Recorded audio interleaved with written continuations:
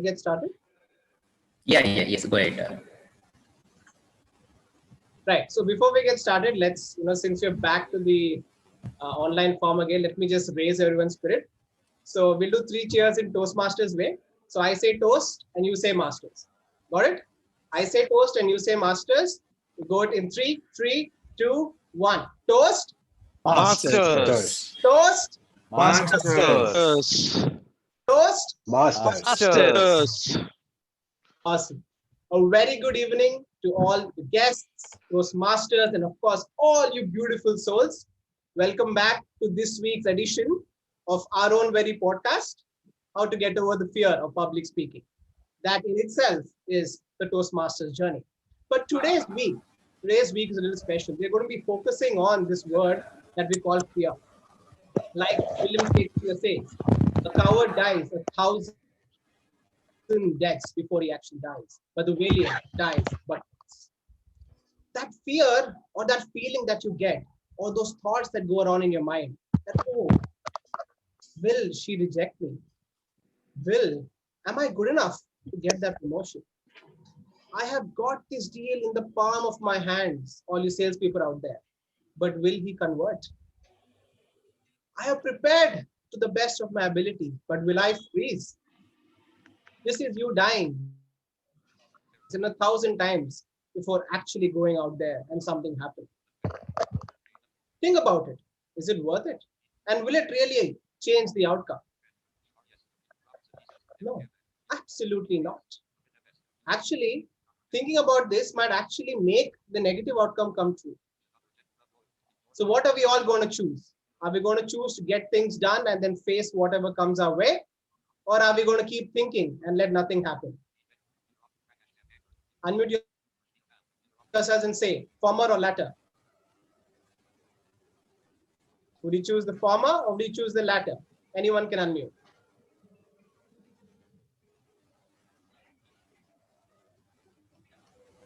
Okay, I'll repeat. Can Kamlesh say, would you choose to face your fear, get your action in, and then take everything as it comes? Or do you choose to keep thinking in fear? Kamlesh. No, definitely I choose to take action on the fear rather just thinking on it. Perfect. So one such epitome and leader who does this every single time, not only in his professional life, but also in his personal life, is our very own friend. Every time he tells me that when this nagging thought comes in his mind, what he does is keep it aside and act in such a way that he serves as an example to everybody else. That is none other than our very own president, Mr. Ayyappa Ponachandra, a leader who has shown us all the way, a leader who shows us to defeat every fear in life, personal or professional. Let me give over the desk to our very own president. Over to you. Thank you so much, Shabri. Ladies and gentlemen, a very good evening to all. Good evening. Yes. Good evening. So, Good evening. with that, before I proceed, I declare the meeting number 1260 open. Now I request Secretary Toastmaster Kamlesh to present the minutes of the last 2 meetings. Toastmaster Kamlesh, please. Yeah, good evening, everyone. So I just would like to give the highlight of last meeting. Last meeting, we had international speech contest in our club, and it was online. There were 11 participants for table topics and 7 participants for international speech contest. The best speaker award went to Toastmaster Abhiram, and best table topic speaker went to Toastmaster Abhay. Thank you, and over to you.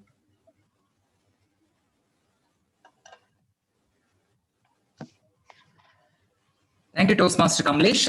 Dear members, is there any amendments to be made for the minutes, right?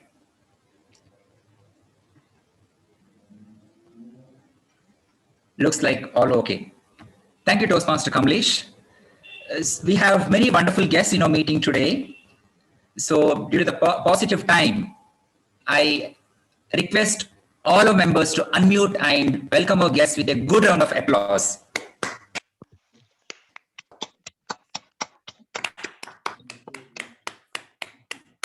If you require any information with regards to club or the joining formalities to Bangalore Toastmasters Club, you can always get in touch with your Vice President Membership, Toastmaster Hannah Victoria. Life is a roller coaster ride. Ups and downs are very common in our life. But we need to accept the situation and move on. Oh my God, why did all this happen to me? Ayyo, nangene yaki itara kashta barta ide? Right? This is a common in most of our life. Sometimes situations would not have occurred, still we worry about it. Many parents are worried about the children's future. Many are worried about their children's marriage. Many are worried about their old age. Many are worrying about their disease, which not yet, this is they're having. List is on and on. Ladies and gentlemen, I would like to share two important stories in a talk today. When my mom was diagnosed with cancer, doctor said, they called me, Ayappa, your mom has initial stages of cancer. Either you take her to Mangalore or Bangalore. For the moment, I felt like the entire world is crashing on me. I walked out of doctor's room and I didn't have the guts to talk to my mom. She was outside waiting. Mom asked, what happened? I said, Mom, you have initial stages of cancer, nothing to worry. She was just laughing and said, don't worry. This is another testing phase of my life. I will come out of it, don't worry.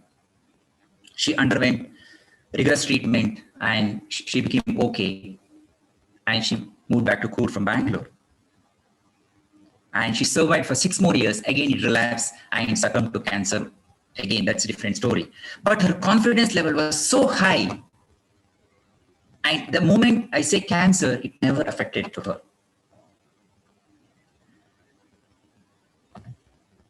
And another story I was talking about is Amitabh Bachchan. He was doing extremely well in his career. Most of you know that in the year 1996, his company Amitabh Bachchan Corporation Limited organized Miss World pageant in Bangalore. It was a big historic moment, but it was a big blow for his company.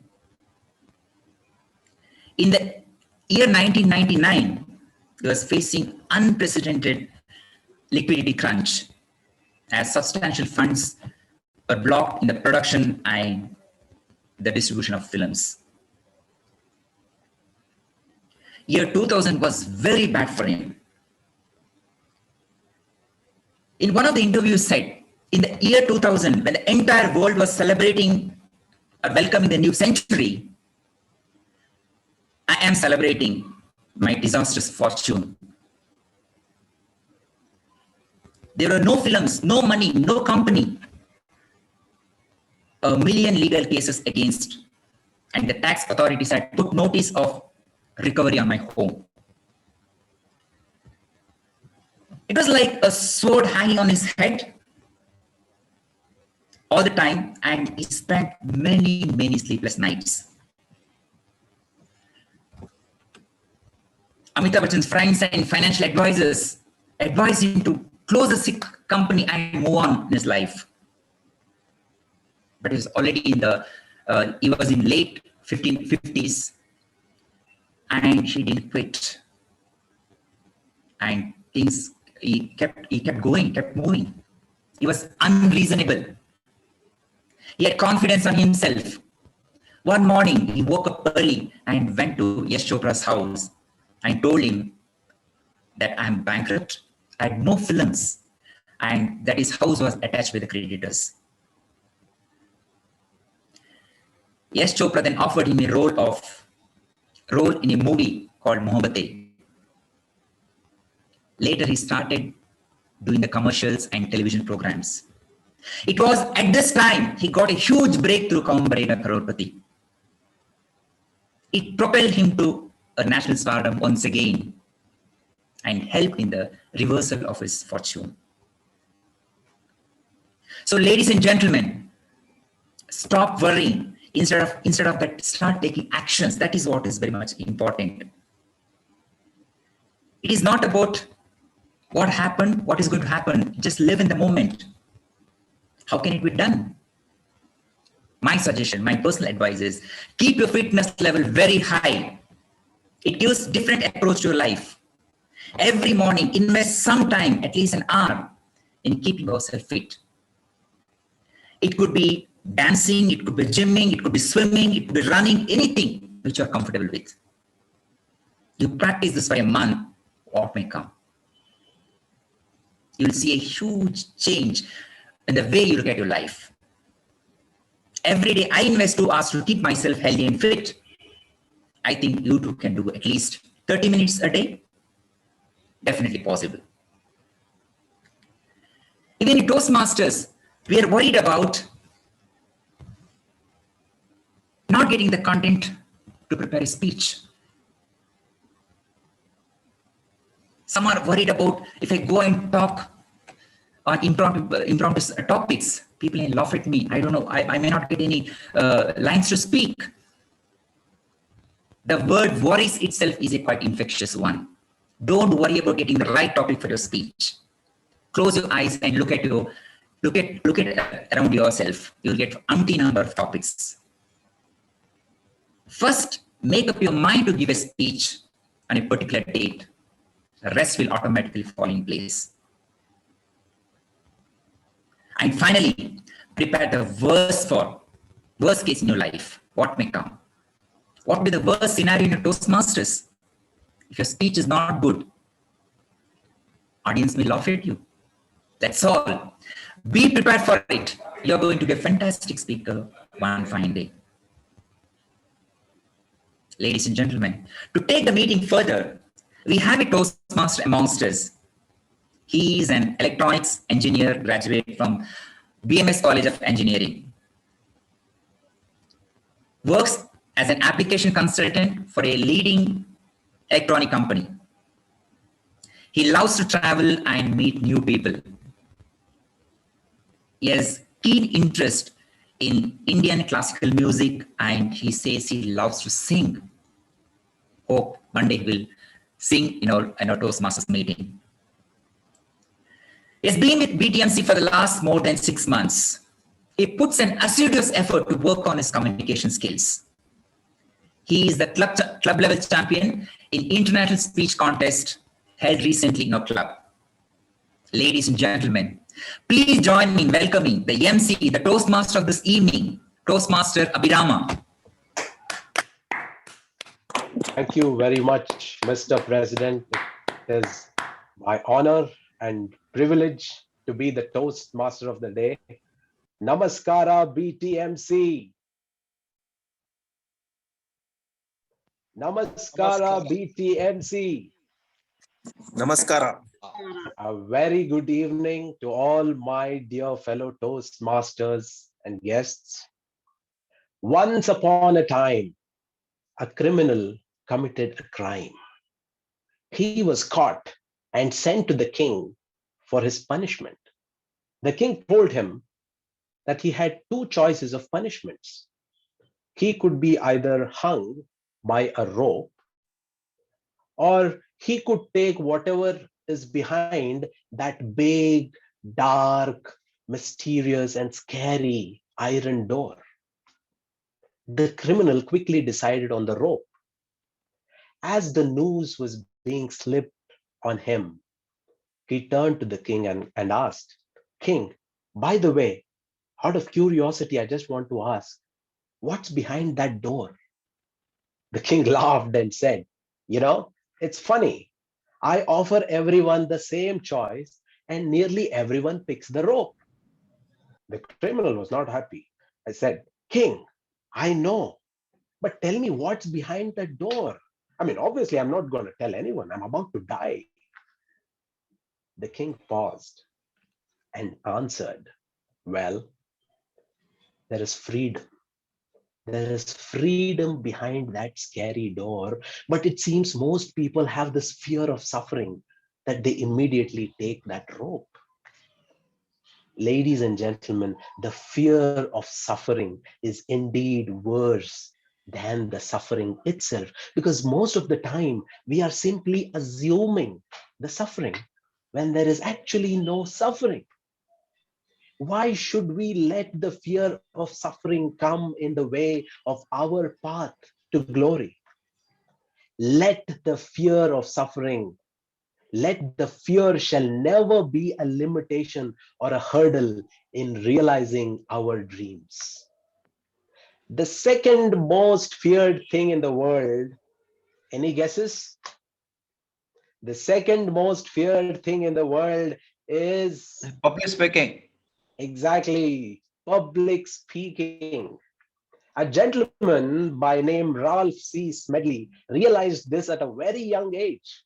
He started the Toastmasters movement way back in 1924 because he wanted to ensure that the fear of public speaking does not become a hurdle in anyone's life.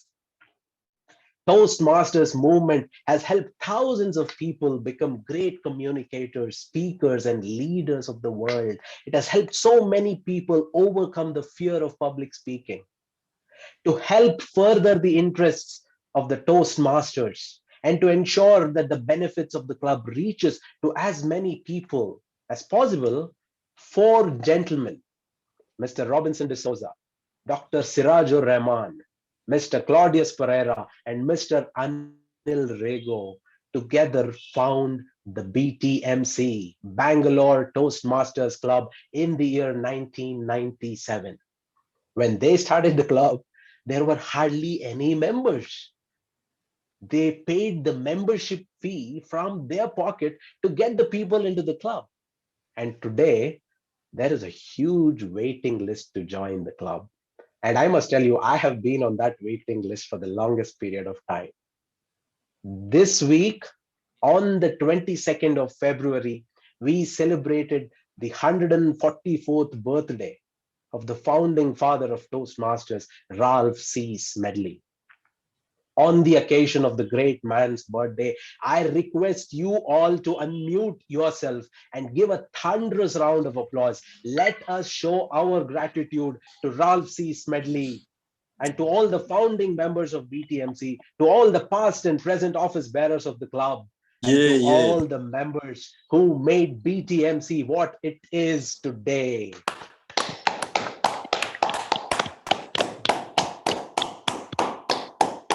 Thank you all. Thank you so much. For the benefit of our guests, I would like to explain the structure of a Toastmasters meeting. A Toastmasters meeting is divided into three segments, and I call them better speaking, better thinking, and better listening. The first segment, better speaking, is the prepared speech segment where members will be presenting speeches based on the projects and the parts that are there in the Toastmasters pathways. The second segment is better thinking.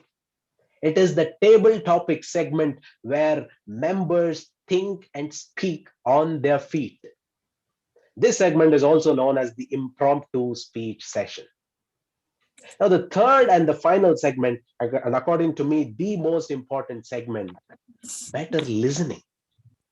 It is the evaluation segment where all the prepared speeches, as well as all the other aspects of the meeting, will be evaluated by the general evaluator and his team. We have an experienced Toastmaster as the general evaluator today, and he is going to be assisted by four people on the tag team: timer, counter, grammarian, and the listener. Now, I request the timer of the day, Toastmaster George, to kindly explain his role in today's meeting. Yeah, thank you, Abhirama. Good evening, Toastmasters members and my dear guest. I'm the timer. Today, to avoid the fear of overshooting, I'll be taking care of that timer role. So the prepared speech timing goes on from 5 to 7 minutes. I will raise the flag of green card when it's 5 minutes, and yellow card at 6th minute, and red card at 7th minute. The table topics impromptu speech goes from 1 minute to 1 minute 30 seconds. So I'll raise the green card in 1 minute, and 1 minute 15 seconds the yellow card, and 1 minute 30 seconds the red card. So yeah, I'll give my report at the end of the session. Thank you. Over to you, Dear Moody. Thank you so much, Toastmaster George, for explaining your role.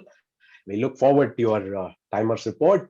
So now I request our very own VP Education, Toastmaster Srijit, to explain his role as the R counter of the day. Good evening, Toastmasters and esteemed guests. As an accounter, it is my duty to listen carefully everyone's speech and note down their filler words like so, and their filler unnecessary sounds like I will keep a note and track of it, and at the end, when the evaluation session happens, when the general evaluator calls me, I'll report at the end. Thank you. Thank you, Toastmaster Srijit. Now, may I request the grammarian, Toastmaster Manoj, to kindly explain his role in today's meeting. Fellow Toastmasters and my dear guests, as a grammarian, it is my responsibility to pay close attention to all the speakers and listening carefully to their language usage. I will take note of any improper language as well as any outstanding words, quotes, sayings, or thoughts. As the grammarian, it is also my duty to introduce the word of the day. For today's meeting, the word is catastrophe, which means disaster. An example of using the word is everybody, including me, needs to realize that making mistakes at Toastmasters is not a catastrophe, and it is considered to be a safe environment. Each speaker is encouraged to use the word of the day. I will give the grammarian's report when called upon during the meeting and also report on the usage of the word of the day. Over to you. Thank you so much, Toastmaster Manoj. We have Toastmaster Aaron as the listener of the day. Toastmaster Aaron, could you please explain your role? Thank you, General Evaluator. Good evening, fellow Toastmasters and guests. Being a good listener is just as important as being a good speaker. As the listener for this evening's meeting, I will be listening to key bits of information from all the speakers, and I will ask you questions towards the end of the meeting.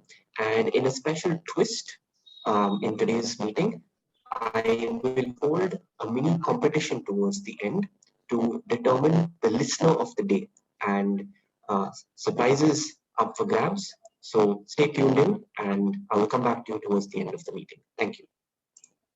Thank you so much, Toastmaster Aaron, for explaining your role and for announcing an interesting contest at the end of the meeting. Ladies and gentlemen, we have a 4-course meal awaiting all of us. A 4-course meal served by 4 eloquent speakers in this prepared speech segment. To evaluate the first speaker, we have a veteran Toastmaster. So when I asked this evaluator about fear, he said, catch the bull by its horns. Confront your fears directly with a clear and confident action. Doesn't matter, just go ahead. He is a retired executive from a nationalized bank.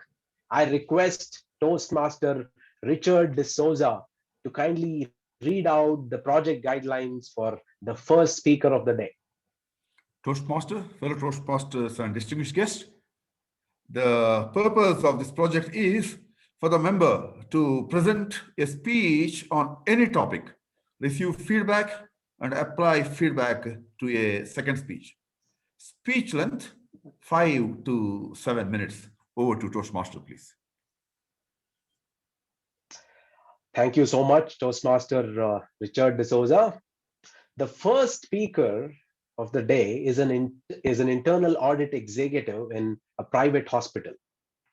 When I asked him about fear, I just loved the honesty in which he answered. He said, look, Fear of suffering and suffering are just inevitable. Just deal with them. Fellow Toastmasters and guests, let us welcome the first speaker of the day, Toastmaster Rajanna, presenting his speech titled Mask Man. Mask Man, Toastmaster Rajanna. Behind every mask, there's a face, and behind that, a story. Said by Marty Rubin, a South Florida author and a journalist. Here, Rubin is referring to the mask that we wear to play different roles of our life. Today, I'm here to tell the mask that we all started wearing because of the catastrophe caused by COVID-19 pandemic. Good evening, fellow Toastmasters and dear guests. I asked few of my friends to share their experience of wearing mask in one word. Here are some of the words that are repeated. Suffocation, pathetic, prevention, safety, torture, and these are some of the words. What is your word to share that experience of wearing mask? Please leave it in the chat box. I would like to share my experience of wearing mask in three segments: before pandemic, during the pandemic, and now the current situation. Before pandemic, I'd seen only people, four categories of people, only countable number of people wear the mask. The traffic police, the bus drivers and conductors, and some of the two-wheeler riders, few countable number of them, and doctors. Only that two dentists. And during the pandemic, I remember it was 21st of March 2020. That was my last day as a private tutor. 24th, the lockdown started. I bought my first surgical mask by the end of March. And after that, I would have bought two or more. Then, luckily, my aunt happens to be a tailor. She started stitching the cloth masks in the color and the variety that we wanted. So then there was announcement of lockdown. I was one among thousands who rushed to their villages. So I packed my bag with 20 masks. I, to tell, I didn't use any one of them because in village, no one cared to wear the mask. But if they have to go to town to get something, it is compulsory that they have to wear mask. How did they manage? They didn't get any mask. Most of the men wear a towel across their shoulder like this. Whenever they're about to be caught by a cop, they just do this. This is all they did. This solved the purpose. Even I did this when I was about to get caught by a cop and I escaped. The end of May, the unlocking started. So I returned to Bangalore. I ended up in a private hospital. So one of the first assignment that was given to me was to overview the cost analysis done by the procurement department on the quotation received by various companies of N95 mass producers. So that was my first task. So to share my uh, vivid experience of wearing mask in the office environment, I started mistaking people for someone else. I go and sometime like one time it so happened that I approached someone like thinking her to be my director, but she was not. She slowly pulled down her mask and I realized she's not. So then this mask proved me that I'm not good at imagination or visualization. There was this guy who never get let go of his mask. He used to wear it always. So I imagine how like his face might be. But recently I happened to see his face and it was totally against my imagination. So after that, the rainy season started. For people like me who wear spectacles, the every exhale is difficult wearing mask. So then during the rainy season, I happen to wear mask. I happen to wear this spectacle. So literally, whenever I used to exhale during, if I have to ride my bike and mask and spectacle, I used to go blind. I used to park my vehicle till the rain gets down. Even though I was wearing a jacket, I used to stop my vehicle. So now, after the lockdown, after the vaccination, so there is an industry, there is a textile industry which has included masks for their line of production, and there are so many people who are making life out of this masks, and there are varieties of masks with messages written on it. There are styles, there are colors, and there are so many pharmaceutical companies which have added this mask to one of their non-medical item list, and there is competition. Now there is restriction by government on the rates of masks, especially the N95 one. So here at hospital, when I go for stock check, I got to see all kind of masks, right from the beginning, the surgical mask to the costliest one worn by the surgeons during operations. So to share my experience of wearing mask in one word, I would like to say emotionless or expressionless. It made me realize that it is said that create best impression, which is first impression, and it is very difficult to create that wearing mask.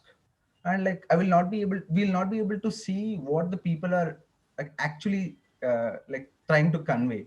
Whether it may be a simple wave they would have wished us, and they would have like I don't get to like see their first impression, whether they're smiling at me or whether they are sad.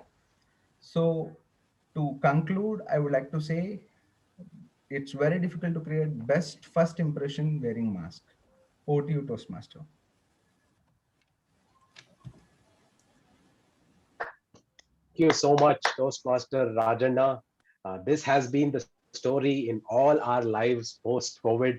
And yes, as you said, a mask and a spectacle is a deadly combination. In fact, I was looking at a petition online. I think it was a joke where they said people who wear spectacles should be first on the line to get COVID vaccines. Thank you so much again, Toastmaster Rajanna, for this amazing speech. Moving on to the second speaker, let me introduce the second evaluator of the day. He is the CEO of Enerman Technologies. He loves to travel, especially on a bicycle. So he says that there's no point visualizing negative things in future. Be brave and face whatever it is, be it the suffering or any failure. There is always that soldier in each one of us to overcome that hurdle. May I request Toastmaster Somashekar to please read out the guidelines for the second speaker. Thank you, Toastmaster. This our speaker is gonna attempt project 2, this level 1 manual, and his path in the pathways manual is motivational strategies. Now, the purpose of this speech is to demonstrate that he or she has applied the feedback received from his first speech. Means he has already given a speech and he had received a feedback.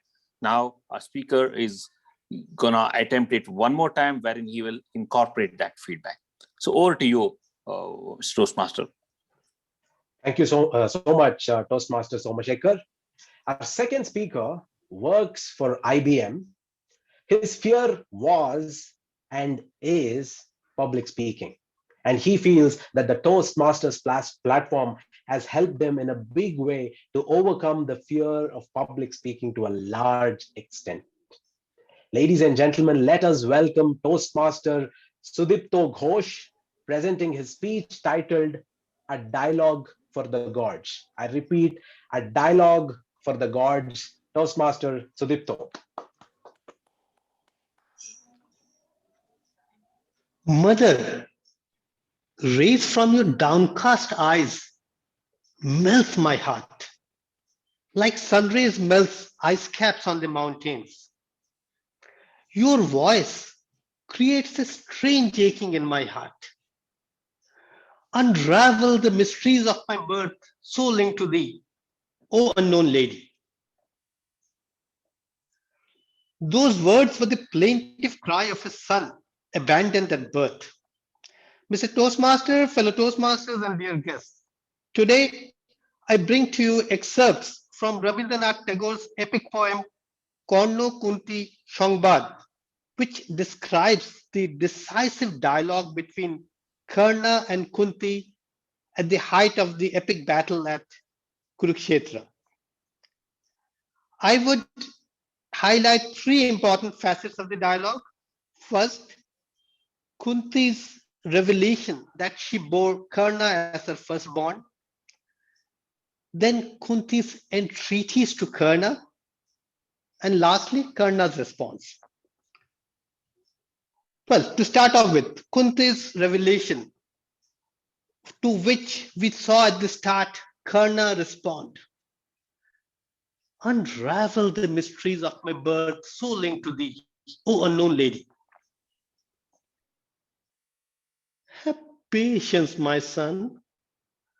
Let the sun sink down to the western sky. Let the descending darkness of the evening hours deepen. Know thou, O hero, I am Kunti. Kunti you are, mother to Arjuna. Mother to Arjuna, certainly, but one whose eyes caress your body with loving affection.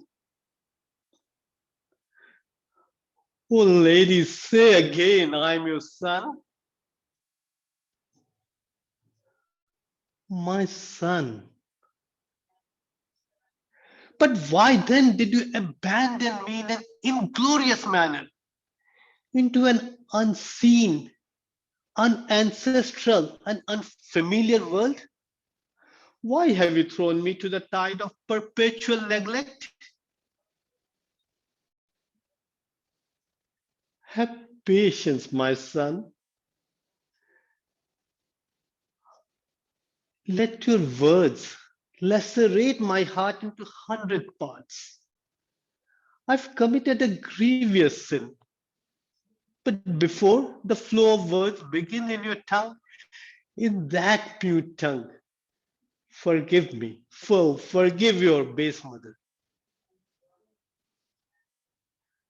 Mother, give me the dust of your feet. You are Mother Royal. But tell me, why have you come today to take me on your lap?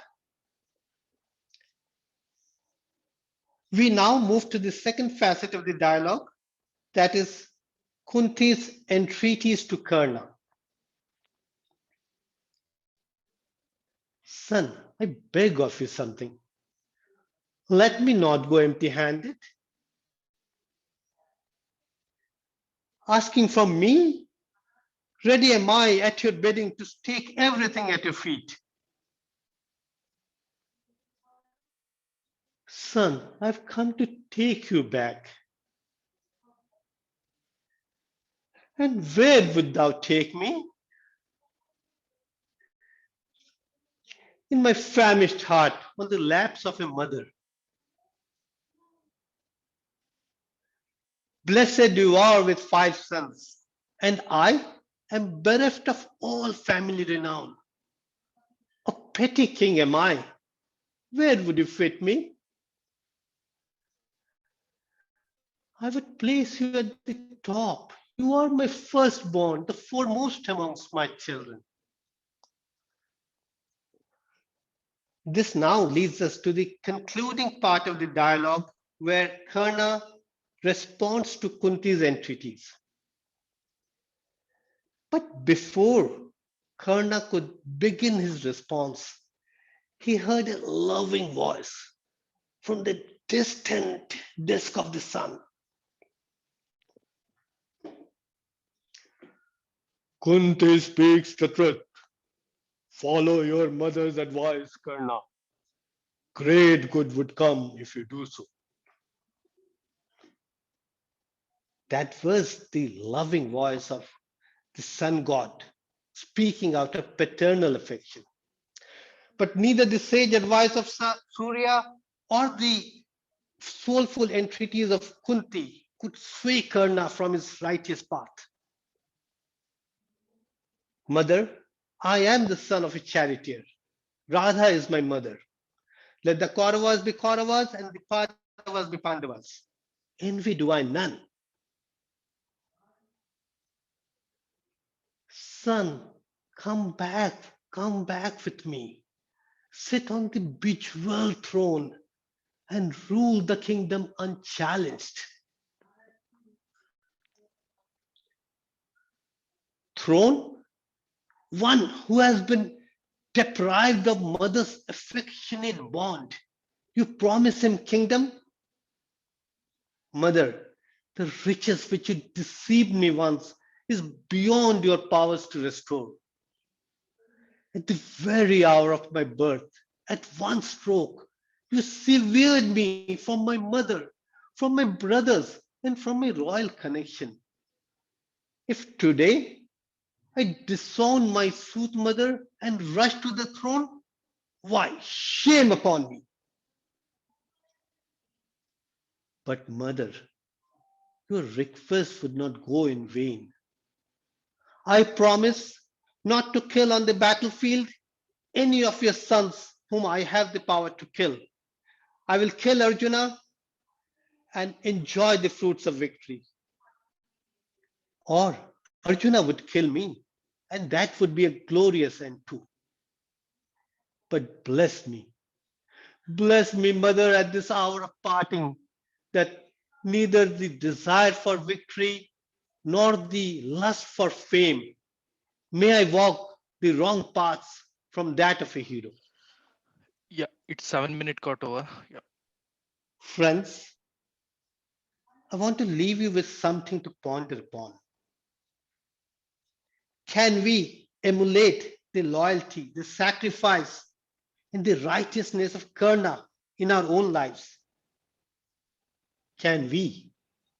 Mr. Toastmaster.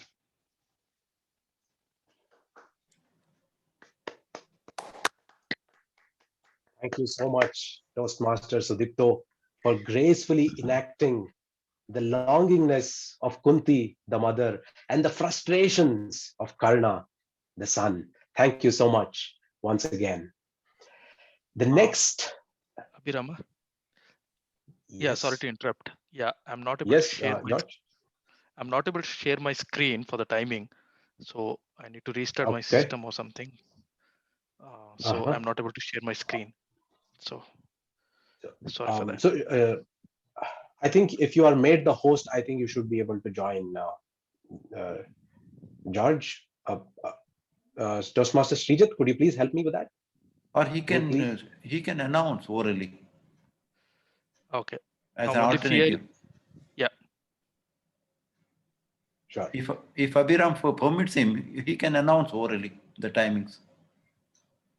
Sure. If that is okay for the speakers, I think we can go ahead with that. George? Okay. Yeah. Thank you. Okay.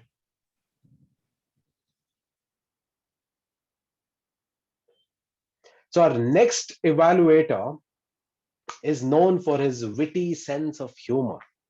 When I asked him what his biggest fear was, he said his biggest fear was his sister. And to get rid of that fear, he got her married. He is known for his amazing table topic speeches, and he's my mentor. Toastmaster Vaidyanathan, could you please explain the guidelines of the next speaker? Thank you, Toastmaster of the day. Very good evening. The speaker is attempting a project from the Pathways Manual, and the purpose of this particular project is for the member to present a speech on any topic, receive feedback, and apply the feedback to a second speech. And the purpose is also for the member to demonstrate that he or she has applied the feedback received from his or her first speech. Timer, please note the time is 5 to 7 minutes. So over to you, Toastmaster of the day. Thank you so much, Toastmaster Vaidyanathan. Let me introduce the third speaker of the day. His greatest fear is losing his memory. But then again, he says that if you have no memory, there is nothing to fear. So he believes that the fear of suffering is indeed worse than the suffering itself. His speech is titled, Take Control, Change That Habit. Fellow Toastmasters and guests, please welcome Toastmaster Thomas Ramapuram for his speech, Take Control, Change That Habit.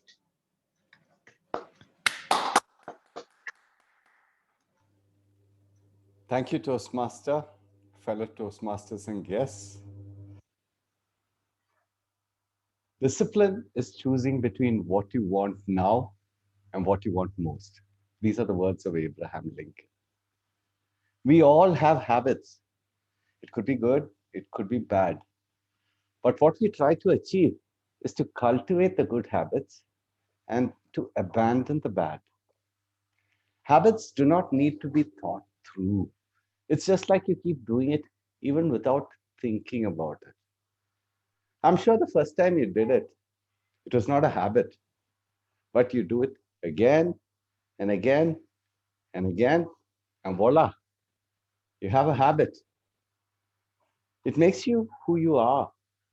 And to some extent, you identify yourself to be defined the habits you cultivate. Or let me rephrase that. How you identify yourself defines the habits you cultivate. Say you have a favorite footballer who's fit. You'll say, hey, I want to be like that too. And maybe that will prompt you to go to the gym. If you think about it, habits have 4 stages. And to begin with, there is something that gets you thinking of doing something, and it's called the cue. Like, that's the beginning of the habit. That means, like, that's the first stage of the habit. And once you think about it, you have a craving. You have a craving to do it. And because there is a reward at the end, there is something at the end which gives you a reward. So there is this craving that comes after the cue. And once you have the craving, immediately you go into action and you do whatever it is that you have to do. And that is called the routine. Okay. And when you do the routine, you're satisfied. There is a dopamine high that you get. And that's the reward. So these are the 4 stages of habits. That's the cue, the craving, the routine, and the reward. And for each of these stages, there are 4 rules that you can follow to sort of take control of each of the stages of these habits. And for the cue, what you have is to make it obvious. That means not all cues are obvious. Most of the time when you have a cue, it's basically a time and a place which starts you getting into the habit. So take, for example, you're at home and it's in the evening. Maybe you'd like to, I don't know, some people may like to have a drink. It's in the evening and you're with friends. You may like to smoke. So this is a time and place cue for the habit formation. So when you're in this state, a craving forms within your mind. Okay. And like, that since a cue is there, you have this craving of doing the routine. Okay. And when that craving is there, like, and the craving comes, there are ways to sort of handle a craving. One aspect of a habit is that, you get sort of recognition by your peers. So take, for example, there are three groups of people who are very closely associated with you. One group is the close family, your immediate family. The second group is your community. That means the people you mix around with. And the third group is the people you look up to. Okay, so each of these three groups have a lot of influence in your habit because what they accept would be what you cultivate. So one way of going about, handling the craving is to make the habit attractive. So if you make a habit attractive, you will want to do that habit. And there's the inverse of that also. Like, if it's a bad habit and you would want to make that unattractive. Now, your peers sort of motivate you or push you to do what they think is normal. And so choosing your peers helps you in cultivating that second aspect. The third rule is to make it easy. We are all lazy. So we would like to make things easy. And when we're working on something, we would like it not to be too easy as to make it boring or too difficult as to make us frustrated. We'd like it to make it where we are comfortable and choose something that you're comfortable with. So once you put that habit or the activity of that habit in that comfort zone, okay, you can really work on it.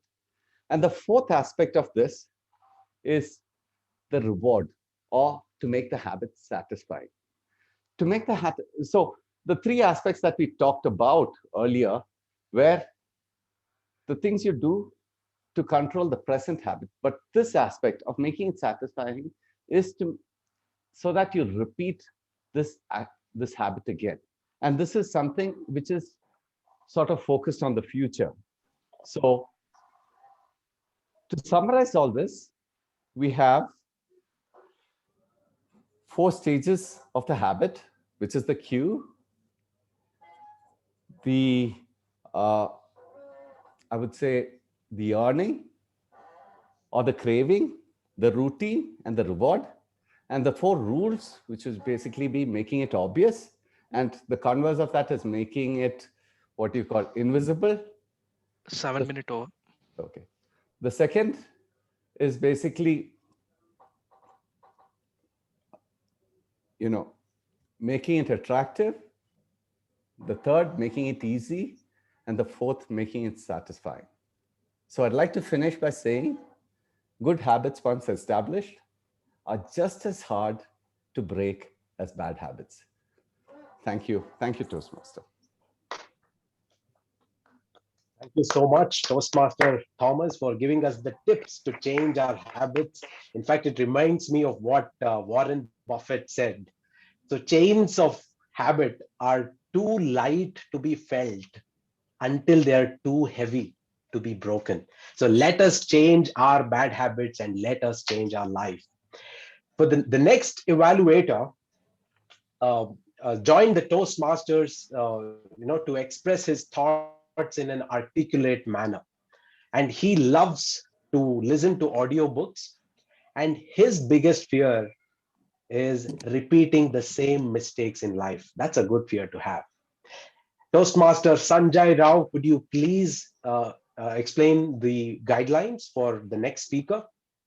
Thank you for that wonderful introduction, Toastmaster Abhiram.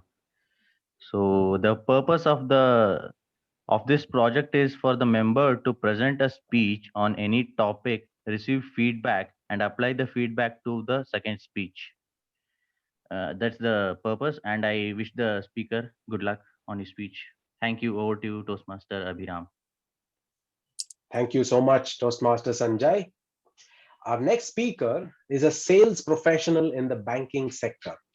He loves to entertain people by being creative, and he says that he has overcome many of his fears by being resilient and patient.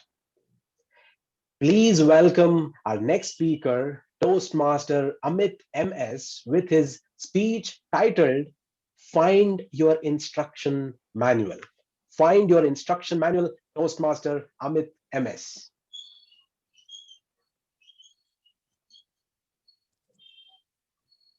It's not about how hard you get hit. It's about how hard you get hit and keep moving forward. And that's how winning is done. These are some of my favorite lines from the movie series Rocky. The context to these lines is made at a time when the protagonist of the movie is knocked out by one of his toughest opponent. And the coach uses these words to inspire him to go on and win the all-important boxing championship title. The word knockout, though, is used when a 9 kg bowling ball is slapped hard across your face at a speed of 32 kilometers per hour. This jostles the brain inside the skull, renders the person unconscious, and sometimes even causes death. Now, thankfully, we are not required to enter a boxing ring and face those knockout punches. But what if life does throw a knockout punch like that? How do we cope with that?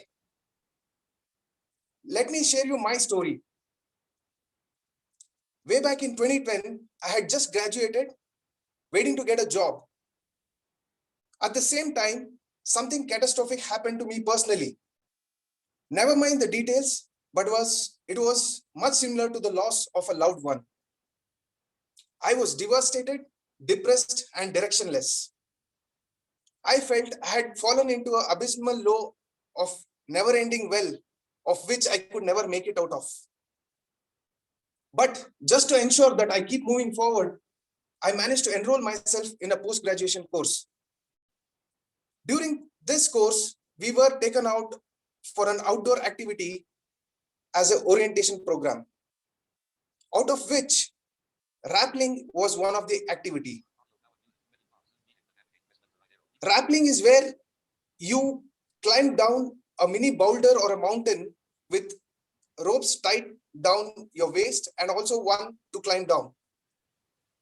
Now, with my state of mental agony and the trauma I was going through, and adding to that my fear of heights, acrophobia, I somehow mustered up the courage, went to the top of the mountain, roped up, and was ready to descend down. It was then I just took my first step, stepping backwards, and bam, the next thing I know, I'd taken a steep fall. I had missed the grip and had fallen head over heel, upside down, hanging down a mini mountain. I panicked. I went into a state of shock. Due to this, I started trying to do various things to try to get back up again. I started wobbling, I started shaking. I just wanted to get a grip and somehow managed to climb down the mountain, but I could not. Adding to this, there was a lot of chaos and confusion created by my other colleagues shouting from the bottom of the mountain, asking me to do this, do that. I just lost it. I struggled a few more times and then just gave it up. As I lay there, I could not help but wonder, this situation mirrored the situation of my life. I was left totally paralyzed, metaphorically, of course, just like how I was in life.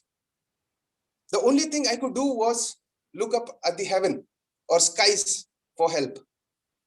I did not exactly find God, but someone godlike, the rappelling instructor from up above. So he asked me to just calm down, calm my nerves, and stay still. At that moment, he asked me to just focus on his words. Focusing on his words, I slowly gathered all my energy, pulled myself up against gravity, got my first stance correct, then started slowly slithering down, foot after foot, down the mountain. And when I was almost at the end of the mountain, I took a huge jump and reached my destination below. Just out of excitement, I read the entire thing again, just to overcome my fear of heights and that situation. Now, this incident had such a profound effect on me that it changed the entire direction of my life. Those 15-20 minutes of the experience helped me to complete my graduation in flying colors. And also I was able to get placed in one of the best and the highest paying first company that visited the campus.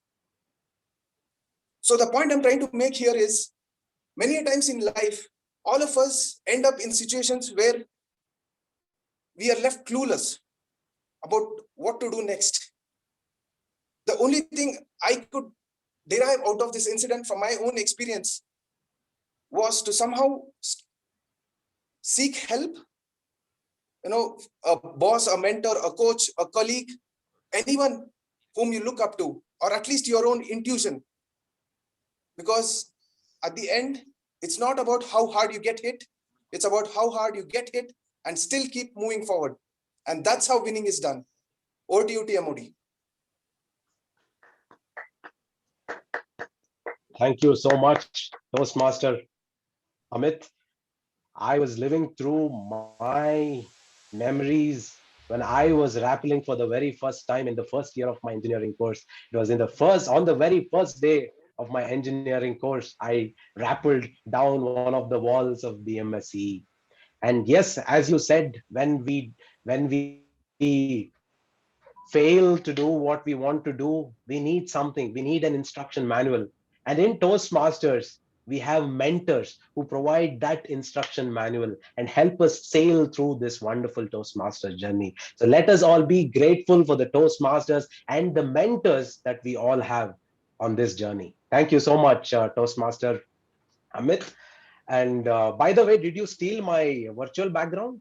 I'm getting a lot of attention. I'm getting a lot of messages on the chat box saying they are liking my blue color dress and the pink color virtual background. Yeah, awesome combination. I couldn't help but steal it. I got inspired. Thank you, Amit. By the way, if you can guess why I'm wearing a blue color dress and why I'm having a pink color background, you will get a chocolate. I'll request all of you to type it in the chat box. Let me see who guesses it right. So, ladies and gentlemen, with this, we come to the end of our first segment, the prepared speech segment. Thanks to all the evaluators and the speakers. So now going on to the next segment, that is the table topics. So the table topic segment will be led by a table topics master. So our table topics master today hails from the city of Vada Pav, that is Mumbai. So his biggest fear has been failure and non-acceptance. But when he looks back, he realizes that it is the fear of failure that pushed him to the limits and helped him succeed. He has no fear for adventure because he loves whitewater rafting, paragliding, and snorkeling. Ladies and gentlemen, let us welcome the adventure lover, Toastmaster Mahesh Shankar, to take us on an adventurous journey of table topics. Toastmaster Mahesh Shankar. Thank you, Toastmaster of the Day. Greetings to fellow Toastmasters and guests. The purpose of the topic master is to facilitate table topics where members and guests can be invited and they are given an opportunity for an impromptu speaking. I will introduce the topic and call on the speakers who will be given 1.5 minutes. So timer, please note at 1 minute, it is a green card. At 1 minute and 15 seconds, it's an yellow card. And at 1.5 minutes, it's a red card. Mahesh, before that, just could you please share the voting code, because prepared speech, the voting link is shared in the chat. Voting code you can share. It's okay, 1551. Yeah. Yeah, 1551. I will give 20 seconds. Mahesh, just a clarification. Is there an extension of 30 seconds after the 1.5 minute? Yes, ma'am. Sometimes it will be there. Sometimes, I mean, we won't get disqualified, no? No. Is it a competition today or something like that, Surekha ma'am? But Rajdeep, Is it a competition today again? You're taking part? I don't know, but Yes, I've got Mahesh, you can continue. disqualified. Mahesh, you can Yeah, continue. yeah, we will get started.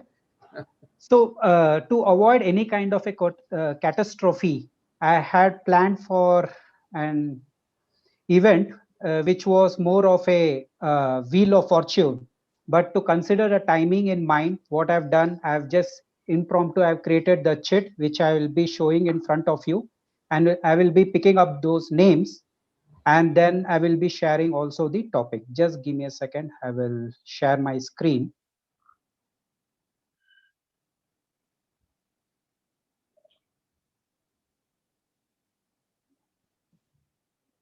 Mr. Mahesh, just Yes, just sir. just check. Mr. George is ready as time manager. Yeah, he's Yes, sir. okay, sir. He's fine. Ayyappa, I'm not able to share the screen. No, multiple share option is there.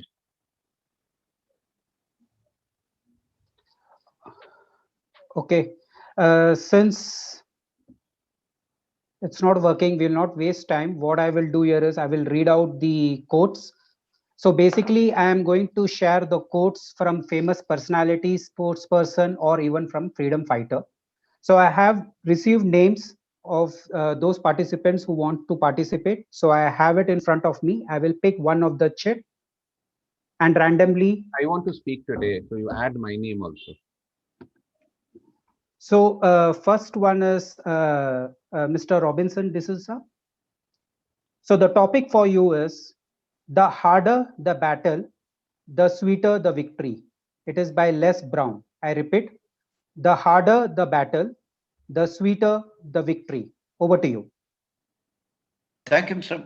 Mahesh. I think there is some problem with the sound. I love this quote. The harder the battle, the sweeter the victory. I say every battle, if you want to succeed, is never easy. We have to struggle more. That is what happened throughout our independence trial, starting from the man of the millennium, Mahatma Gandhi. Look at the struggles he underwent. He suffered, starting from that train journey where he was thrown out. From there, he began the journey and helped our India, our people, to get independence. Similar things have happened and happening now. I would not like to mention those aspects which are around us, but the harder the battle that we suffer, the sweeter the victory.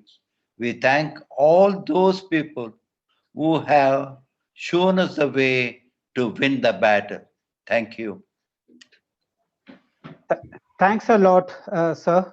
You have connected it very well, talking about the struggle and Mahatma Gandhi as well, which basically talks about how hard you fight the battle. The victory is always sweet. Now, I will move to the next speaker. Dhruv Goyal, are you there?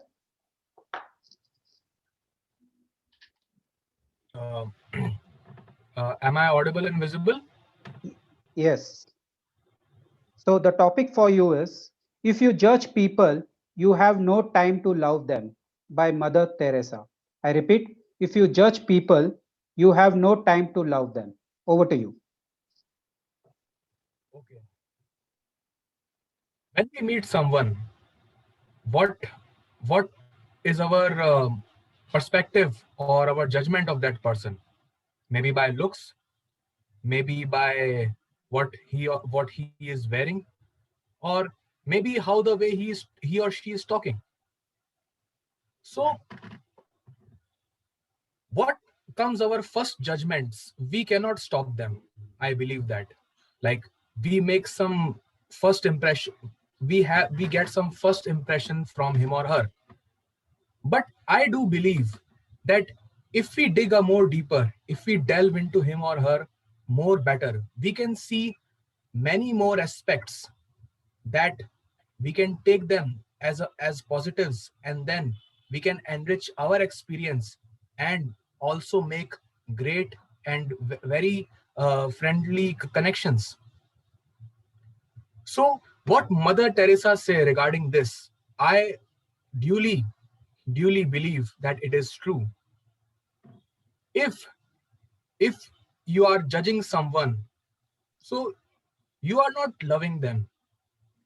But if you really want to love someone, you should, and I believe you should dig more deeper, have some more conversation, make your experiences and theirs very much better as much as you can. Thank you, and over to you. Very well said, Dhruv. Basically, how you can avoid judging and start loving people primarily through being very empathic to them. Now I move to the next speaker, Nazneen. Yes, I'm there. Yeah. So the topic Am I for you is, audible? Am I audible and visible? yes, the topic for you is by Chandrasekhar Azad. Don't see others doing better than you. Beat your own records every day, because success is a fight between you and yourself. I repeat, don't see others doing better than you. Beat your own records every day, because success is a fight between you and yourself. Over to you. Thank you, Toastmaster Mahesh, for this wonderful topic, which resonates with mine.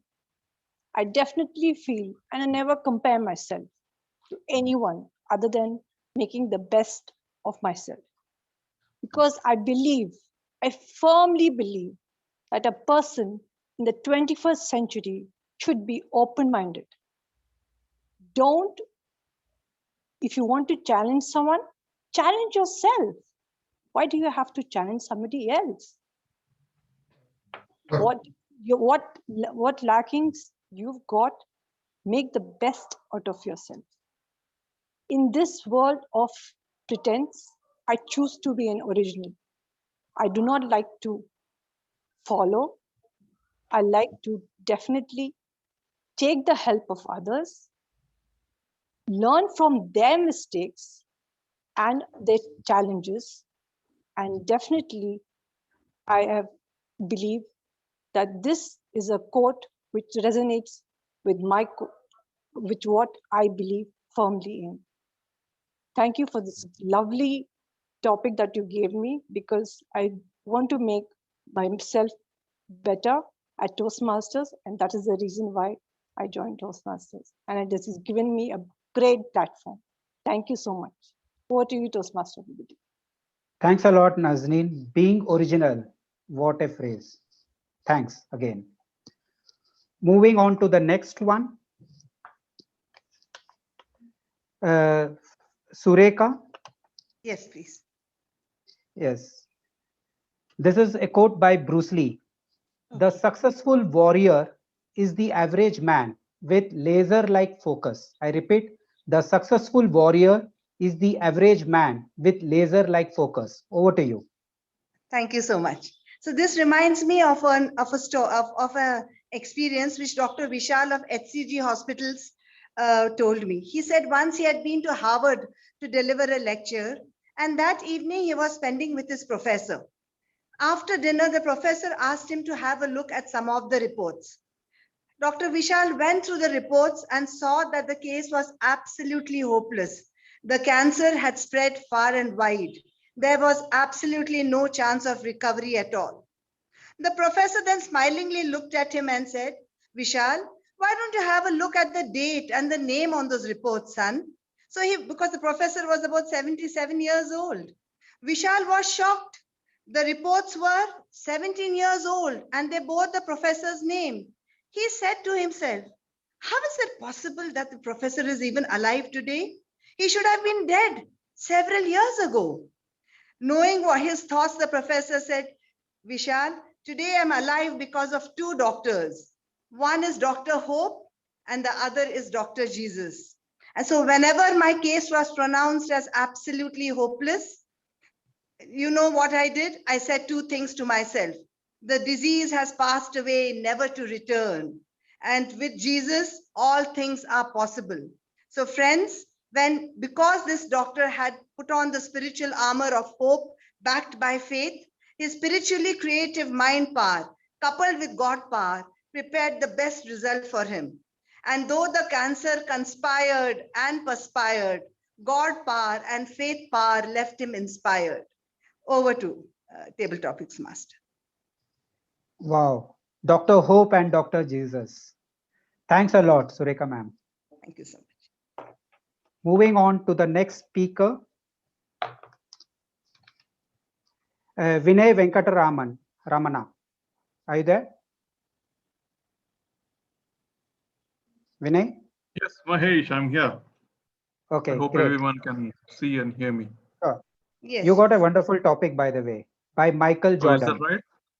Oh, Never okay. say never, because limits, like fears, are often just an illusion. I repeat, never say never, because limits, like fears, are often just an illusion. Over to you. I totally agree with Michael Jordan on this. No doubts at all. Never say never. So, going by that particular fact, I would say that never say no, never say never, and always make use of whatever opportunity comes towards you. Let us say, for example, you tried some particular project or you tried a task and then you failed. Instead of just quitting on it and saying, no, I'm never going to do it, just try it once again. So a lot of things in life, starting from learning how to walk, to learning how to drive, to learning how to swim, and various other things are achieved because we never say never, which is a fact. If we said, no, I can't walk, I mean, as kids themselves know this very fact that one should never say never. And it's so unfortunate that adults grow up and have to listen to Michael Jordan say never, isn't it? See how the world is programming us. So let's try to avoid this and always never say never. Thank you very much, Manish. Sure. Thanks a lot. Learn driving, swimming, and never say no or never say never. Wow. Moving on to the next speaker, Kamlesh Kumar. Yes, Mahesh. I'm sure you love sports person. So this is by PV Sindhu. I'm trying to master some of the finer aspects to be a consistent winner of titles. I repeat, I am trying to master some of the finer aspects to be a consistent winner of titles. Over to you. Thank you, Mahesh, for the wonderful topic.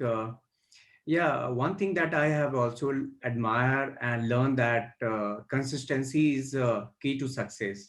And whatever the step that we are taking in the day-to-day life, I think that results. And I remember that when I was in the college, I could not able to mingle with the people because of my communication skill. And I keep on thinking about myself, what should I do and what I should do for my growth in the my professional and the personal life.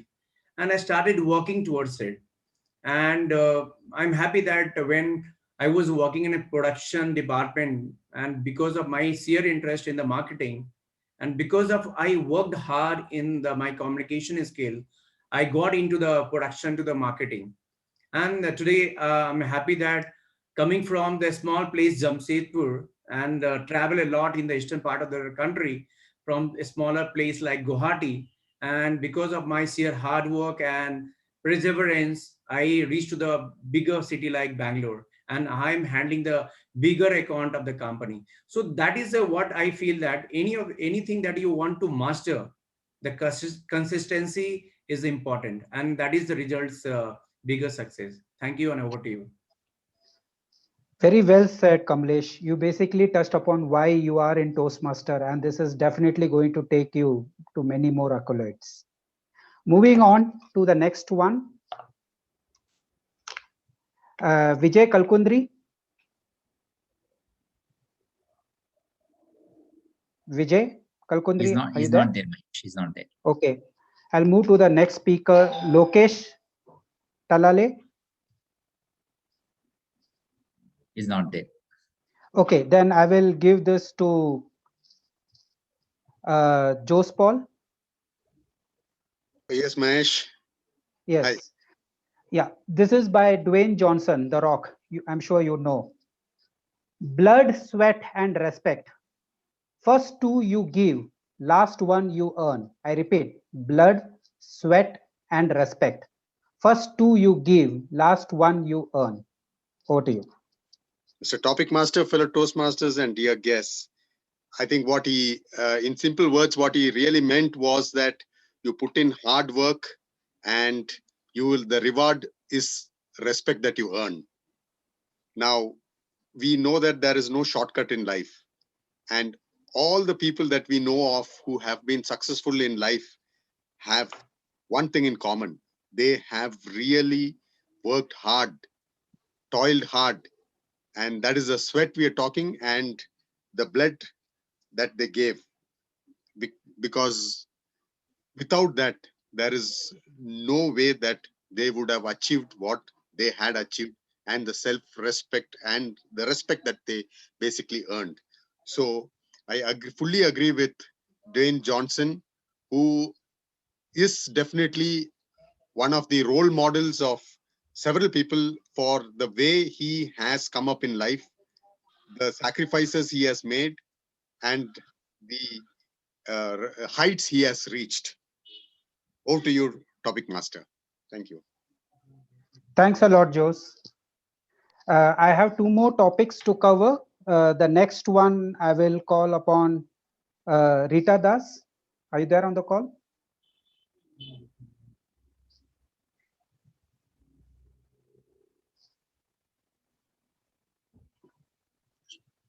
Just move on, Mahesh. Okay. So who would take the next? Mahesh, Rajdeep sir want to speak. Rajdeep, yeah. Okay. DTM Rajdeep. This is a quote by R. Madhavan. Failure is a given part of life. There is no way you can control the future. The only thing you can control is how you get over it. I repeat, failure is a given part of life. There is no way you can control the future. The only thing you can control is how you get over it. Over to you, Rajdeep. Very true. Every time you fail, it's only in the past. And every time you succeed, it's only in the future. I remember my college days when I was struggling after passing my MCOM exam. And I had got the first rank in my MCOM in the Mysore University. But every time I went to a college, they refused. They said, you can't see, you will never be able to write on the board. But the only way I could control my future is try again. I went for 17 interviews, and every time they said the same thing. You will not be able to take the class. You are not going to be able to take attendance. How will you succeed? But what could I control? I could control only the way I could think. And I remember I had almost given up when my mother told me something which changed my life. She told me, Beta, don't keep always thinking about what has happened in the past. Never ever let your spark in your heart go away. The spark in your eyes has gone. It's okay. But the spark in your heart should always be resonating. And that was the changing point. She said, आंखों की रोशनी बुझने देना पर दिल की रोशनी कभी मत बुझने देना. Basically meaning that let the spark from your eyes go, but never let the spark from your heart go. And what could I control? I tried for the 17th time. I got into Jain College, and the rest is there. I'm teaching there for 25 years. And if you see any great person, Sachin Tendulkar had a tennis elbow. He couldn't control the past, but he went on to score 100 centuries. You could see Virat Kohli. He had a very bad patch in England in 2014, but he couldn't control the future. He controlled what he could do in the future. So what you can do is forget the future and look at the forget the past and look at the future, because Past is a cancelled check. You cannot cash it. Tomorrow is a promissory note and you can rely on it. That's what I want to tell you. Very wonderfully said, DTM Rajdeep. Failure is past and success is in future. Very well. The last one, Hannah. I won't be able to take it, Mahesh. I'm on the way back. Sorry. Okay. So who else is there on the call who would like to take this one? I'll take Guru. Yeah. Okay, Guru. This is by Sachin Tendulkar. When people throw stones at you, you turn them into milestones. I repeat, when people throw stones at you, you turn them into milestones. Over to you, Guru.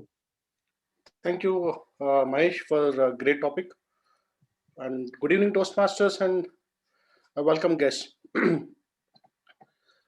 People throw stones at you. Okay, great. See, when I was young, I have severe problems. Like I was having in initial days of my childhood, I have diagnosed with polio. So my left leg and left hand cannot move at tandem. Going forward in the school, I want to do a march fast, which is very difficult for me to do it. People used to always they used to comment on my walking style and everything. Then later on in the college, I participated in NCC. Eventually, I'm able to lead one particular company as a under officer.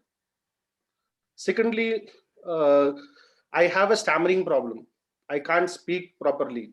I don't have command on the language.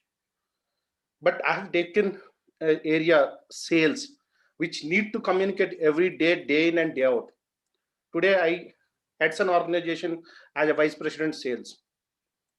People always comment on our weaknesses, but if you start looking at it, you cannot do the best. I always believe that you should have a confidence. Whatever the people throw at it, you convert it into milestone. As Sachin said, we all inspire Sachin watching his cricket. So let him take that thing and take it forward. Over to the topic master. What a touching story. Thanks a lot, Guru. So with this, we end our table topic. Now I hand it over to Toastmaster of the day. Thanks a lot for this opportunity. Over to you. Ladies and gentlemen, let us give Toastmaster Mahesh Shankar a big round of applause.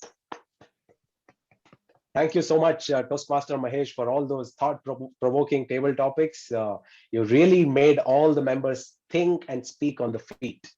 Thank you so much once again. And by the way, I'm really loving all the attention on the chat box that I'm getting for my beautiful blue colored dress and the pink virtual background. I really loved all the answers. But the reason behind this pink background and the blue color is actually the fact that India won the pink ball test match yesterday at the Motera Stadium, and Toastmaster Amit and Toastmaster Sudipto got it right. Congratulations, and you will get a chocolate from me after the meeting. So moving on, we'll enter the, I think we have Abhiram, a voting, right? Yeah, yes, Okay, yeah. yeah, sure. Yes, code is say 1551. Yeah. Toastmasters, please vote for the best table topic speaker. The meeting, the code is 1551.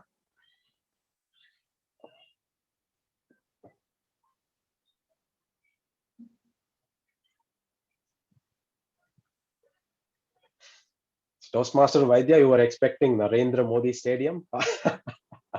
Yes, that's right. Yes, you can carry on. All right. So now let us move to the third segment of our meeting, better listening. That is the evaluation session. This segment will be led by a very experienced Toastmaster. He is a teenager. Wait, hold on. A teenager in Toastmasters, because he has been with the Toastmasters for 14 years. And he has also been the president of Bangalore Toastmasters Club. He is the current public relations manager for District 92. Ladies and gentlemen, please join me in welcoming distinguished Toastmaster Prakash Tamhankar onto the virtual stage. Welcome. Welcome to the Bangalore Toastmasters Club meeting 1260 in the last and the most important session of the meeting, the evaluation session. It's so scary to be at the end because you are the person who would make or break the whole meeting, as they say it. And that fear was something that I had to overcome. To tell you the truth, it's not so scary actually when you start doing it. The fear lies till you do it. And so it is with public speaking. And I'm sure that once you start doing it, there won't be any suffering because you will enjoy what you do. We had our meeting start right on time with our wonderful Sergeant at Arms, Toastmaster Shabri, taking us with a lot of positive energy, welcoming us all, and making sure that we were hooked on right from the word go. What do we give for such a wonderful start? Can you please unmute yourself and give him a big round of applause?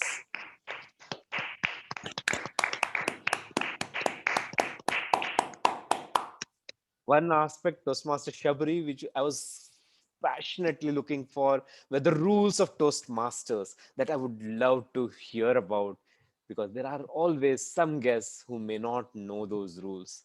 So maybe the next time you make that attempt, please make sure that you mention those 3 golden rules that we at Toastmasters follow every meeting. And I'm sure you would take that starting pitch from where it was to the next level. Next, we had our wonderful president, Toastmaster Ayyappa, inspire us with the wonderful and powerful message, stop worrying and start acting and live in the moment. Both the examples, both the anecdotes that he gave us were something that I will recollect for a long time to come. What I would like Toastmaster Ayyappa to think about is to start with welcoming the guests and making sure that it doesn't sound abrupt. Yes, we want to hear the secretary's report. Yes, we have to take care of the business that has to go on. But first, make sure that we get that energy that Sergeant at Arm has given us to the next level with your message, with the welcome to the guests, and so on. So make sure that it's not something abrupt where we just hear the secretary's notes right away. So with that small modification, I feel that impression that you wanted to give was something which would have been much more powerful. Let's hear for our president, Toastmaster Ayyappa. Can we please unmute and give him a big round of applause?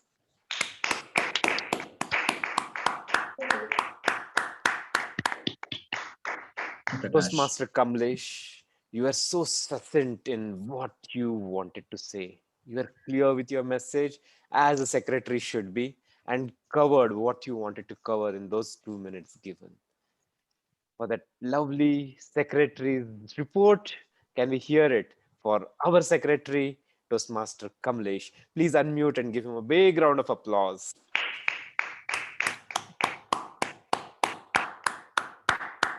If I have to be nitpicking, the only suggestion I have for you, Toastmaster Kamlesh, is smile a bit. I know it is difficult, but smile. You have such a wonderful smile, and I'm sure all of us would have smiled back at you. Next, we had the Toastmaster of the day, the Sutradhar of the meeting, who took us through the whole meeting. I'll reserve the comments on how he did when I complete my session towards the end of it. Before I get into the prepared speeches and the evaluation, may I request our timer, Toastmaster George, to please give us the timings of the prepared speeches, please.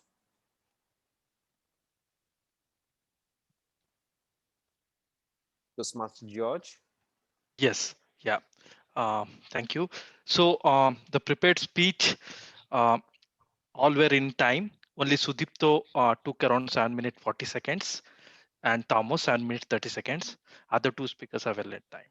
Thank you. Thank you. Thank you, Toastmaster George, for that succinct report. Next, let me get into the prepared speeches session. And we had the first speech from Toastmaster Rajanna about the masked man. And may I request the evaluator for that speech, Toastmaster Richard D'Souza, to give his report, please. General Evaluator, fellow Toastmasters and distinguished guests, and Mr. Rajanna in particular. I really admire your speech. I thoroughly enjoyed it. And I'm highly appreciative of your sense of humor, which was able to capture the attention of the audience till the end of the speech. Your narration was really catchy. That's why you attracted attention of all the people, and especially the selection of the topic, which is relevant for the present day, which is about pandemic, was really superb. The flow of your speech was elegant, no fumbling anywhere, very smooth flow, and the gestures were very powerful, and especially I liked the towel which you brought, which you covered the neck, and you also showed how it was worn by the villagers while going to the city, and also you showed how they covered it to their noses to avoid catching by the police was very much impressive. You had beautiful opening, that is, behind every mask there is a face, and a very catchy conclusion that you can't make best first impression with the mask was really excellent, and the body of your speech was really smooth, and carrying forward made very good impression on others, that is before the pending, during the pending, and also after the pending. It was really fantastic. And though your speech was relating to the pandemic, which is surely a sad period of life for everyone, you brought out the positivity at the end of the speech, saying that how the business improved, how the cloth manufacturing companies benefited, and also the pharmaceuticals, N95 and other things, how they improved their business.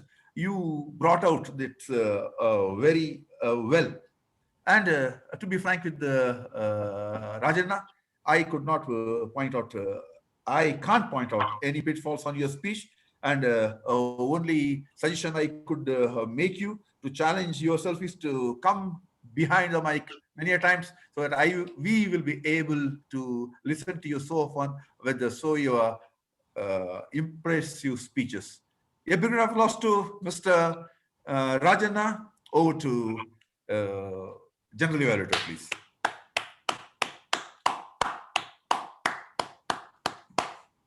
Thank you. Thank you, Toastmaster Richard D'Souza, with that elaborate and clear evaluation. It is always difficult to find something which we can point out for improvement. And this project in particular required us to find some improvement which we could suggest to the speaker.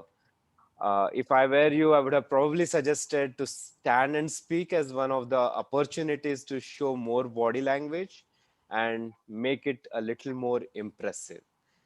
Maybe in a future evaluation, you could look at more such aspects which a speaker can look at, even on the online platform. Next, may I request the evaluator for the second speaker, Toastmaster Sudipto, who had spoken about a dialogue for the gods. Competent Toastmaster Somashekar. Thank you, Prakash. Am I audible? Yes, please. All right. Mr. General Evaluator, fellow Toastmasters, and Toastmaster Sudipto. The feedback Mr. Sudipto got from his first speech was to work on his voice modulation, the pauses in his speech, the pitch variations in volume. And Sudipto, you selected a very good topic, which was a great platform for you to showcase all these things. I felt it was, in my opinion, it was more of an mono acting what you did today. Tagore's epic poem, right? So the words were very powerful vocabulary. Voice modulation was great. You had all those variations. There were 3 characters in your entire speech, and you had a different tone. Your emotions were very expressive. The body language was great too. You are, moving across the screen. And also, I felt it's not easy to say these dialogues. It's very difficult. And I'm for sure, I believe you have prepared and rehearsed this speech. So that's actually marvelous, absolutely great. So overall, I would say that it was a great act what you put today. Now, let us see how you could have made that as a great speech. Okay. Yes, now coming back to the feedback which you received from the last speech, you have met all those guidelines. You have demonstrated that you can bring in voice modulation, you can vary the volume, you can pause. You did it all well, so that's great. Now, how that would have become a great speech?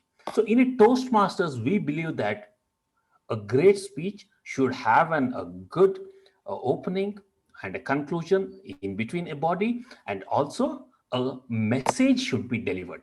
So this is where I felt it was totally an acting scene. Of course, there were quite a bit of morals here. My suggestion or what I felt, if I were you, Sudipto, I would have wrapped these dialogues with a wrapper, which probably, you could have brought in some moral out of this story, and you could have started the speech with that subject, and then say that Tagore's epic poem really talks about this, and you could have actually included this dialogue. Again, at the end, your statement was, this is something I will leave you to ponder. It was actually a really a very vague closure is what I personally felt. So if you had an actually good opening, then you could have linked the same moral at the end, and you could have connected to this poem. So this is my personal opinion, but otherwise I thoroughly enjoyed the speech of Sudipto. I'm very sure in your college days, you would have done this mono acting. That's what I'm guessing. So all the best for your future projects. Over to you, General Evaluator. What an evaluation in a beautiful sandwich method that we recommend at Toastmasters. Toastmaster Somashekar, can we hear a big round of applause for both Toastmaster Somashekar and the speaker?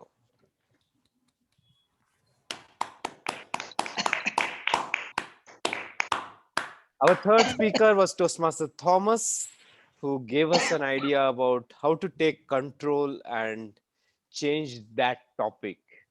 May I call upon his speech evaluator, Toastmaster Vaidyanathan, please. Thank you, General Evaluator. Thank you, fellow Toastmasters and the speaker, Thomas. Very good evening. Today, I'm going to evaluate the speech based on what I felt rather than what I saw. So today, the speaker spoke about how to take control and change that habit. So let us see the areas where the speaker did really well. I could think of 2 specific areas. One is the choice of topic per se.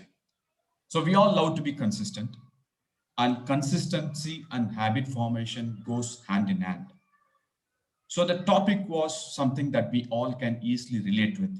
So brilliant job done in terms of picking up the right topic and then delivering a message. And then the second area where you did really well was explaining the process by which an habit can be formed. You spoke about cue, you spoke about craving, you spoke about routine, and then the reward.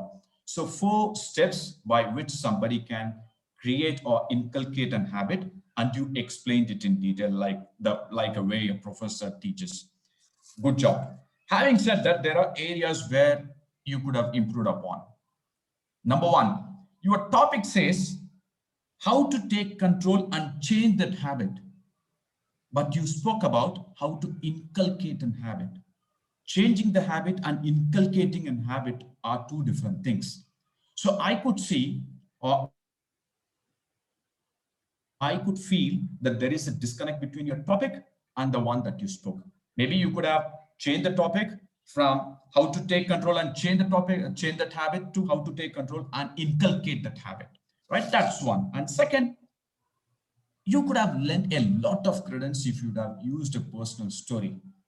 Instead of taking time to explain those 4 steps, how exactly you can inculcate, if you had taken an example, so you look like a physically very strong personality, so person.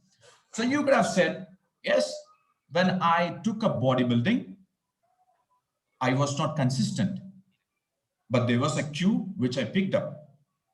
And then I was craving to be like a Salman Khan. And then I started building up my muscle. And then I saw that there is some change which had happened. Then it started becoming a routine. And then finally, I got the reward that I wanted. And then I treated myself with a reward so that this became a habit. So you could have taken this, a personal example, and you could have explained this in detail, which could have lent a lot of credence. What happens when you start preaching?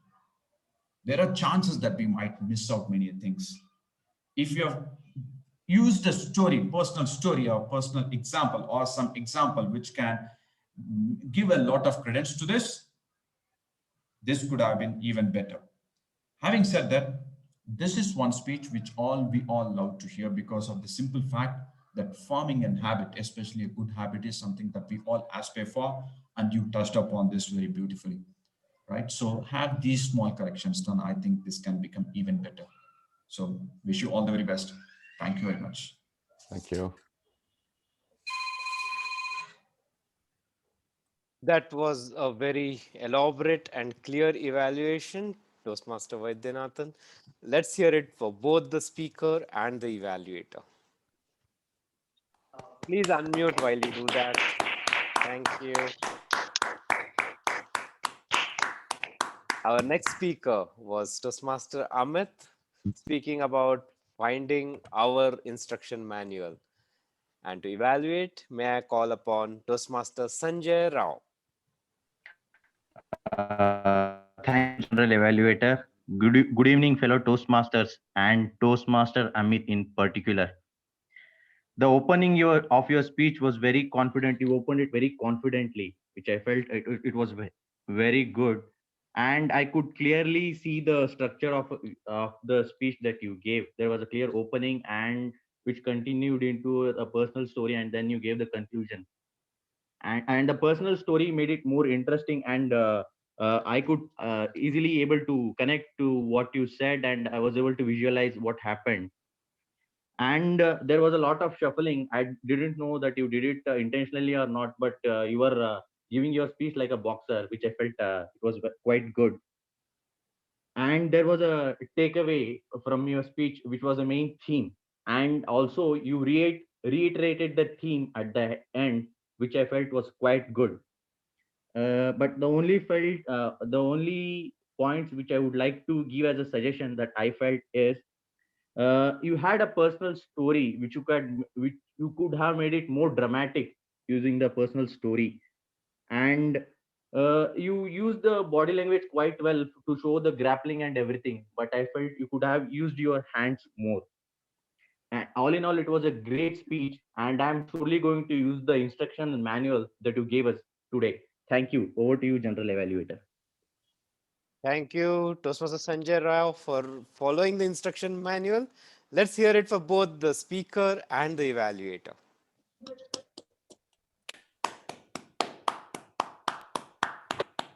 Next, we had our table topic master, Toastmaster Mahesh Shankar, having a wonderful table topic session in close to 17 minutes that he had. He made 9 people speak, which is an amazing feat.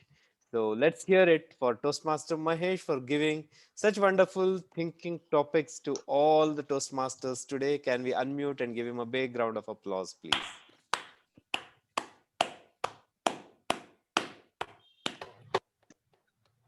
Couple of suggestions, Toastmaster Mahesh, as you try to do it the next time. First was about having shorter topics, which would probably help people understand them quickly, because the longer the topic, it takes longer to understand, and we can then give fewer topics. The second request I have for you is to think about giving the topic first and then choose the person who needs to speak. That would make everyone pay attention to what you are telling as a topic. Currently, you have already chosen the speaker, so the rest of the people already switch off. They are not listening to what you are saying. So please think about it. If you can reverse the order, and probably it will make a bigger impact on what you want to do, because you had excellent comebacks and you made sure that we were enthralled and always engrossed in what you wanted to tell us. So, for that wonderful session again, I give you a big round of applause here.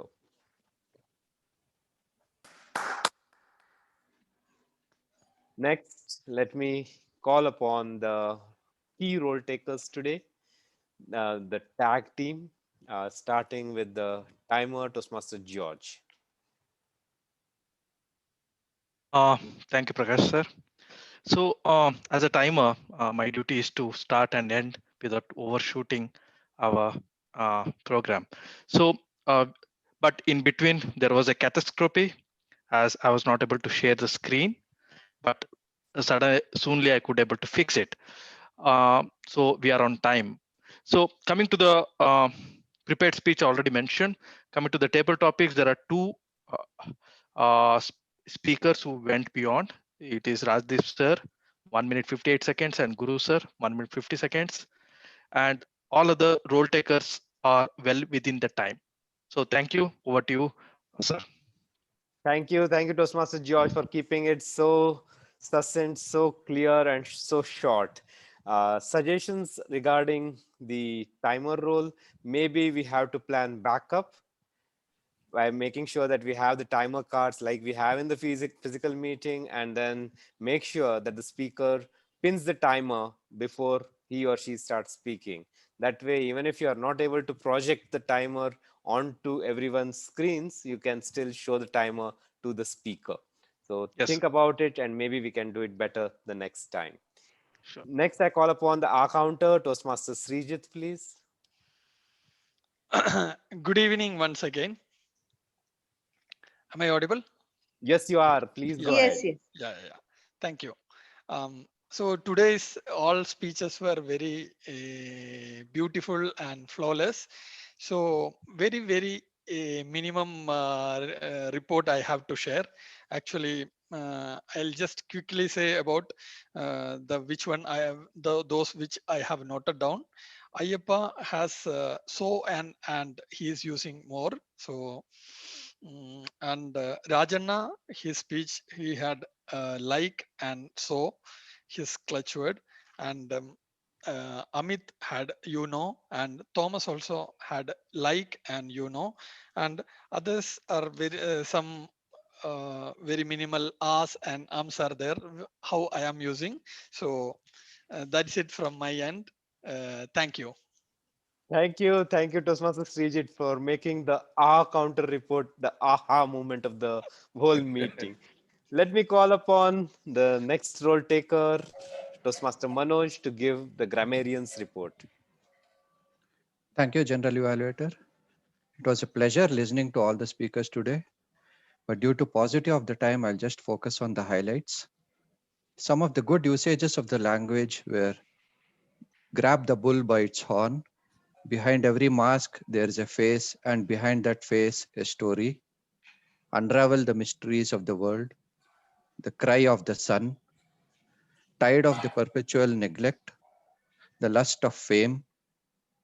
Discipline is choosing what you want now and what you want most. Head over heels. The successful warrior is the average man with a laser like focus. Never say never, because limits, like fears, are often just illusions. Blood, sweat, and respect. The first two you give, and the last one you earn.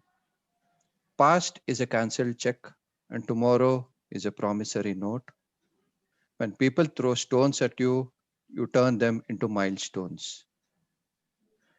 And the word of the day, catastrophe, was used by Toastmaster Rajanna, Toastmaster Sureka, and Toastmaster George. Over to you, General Evaluator. Thank you. Thank you for making such a crisp grammarian report, Toastmaster Manoj.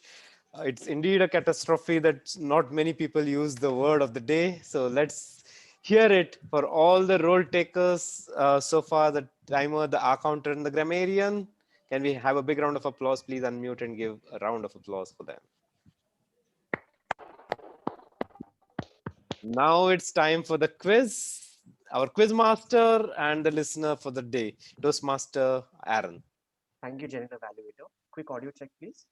Yes, it is fine. Okay, great. Thank you. So we'll have a very rapid fire 2-minute competition. So what I will do is I will ask 5 questions. The 5 correct answers, the Toastmasters then compete in a final round, the 5 Toastmasters, for a prize. Now that prize, our president tie up for a special certificate, or we could arrange a gift for you, to be decided. But for now, we focus on the contest. 5 questions. One request: if you could clap or put your hand up without actually answering. So since it's a contest, please don't answer out of turn. Put your hand up, and I will pick who I think is the first person to raise their hand, at least virtually, on the screen. Without any further ado, the first question is, as per our president's speech, Toastmaster Ayyappa, he spoke about Yash Chopra and offering a role in a film in the early 2000s. Which film was this? Any example? I cannot accept an answer. I can see, I think Toastmaster Nazneen raised her hand virtually first. Vate? Absolutely correct. Toastmaster Nazneen, you are the first. Again, reminder, please put your hand up. The second question is, Rajana quoted a South Florida famous author and journalist. What is his name?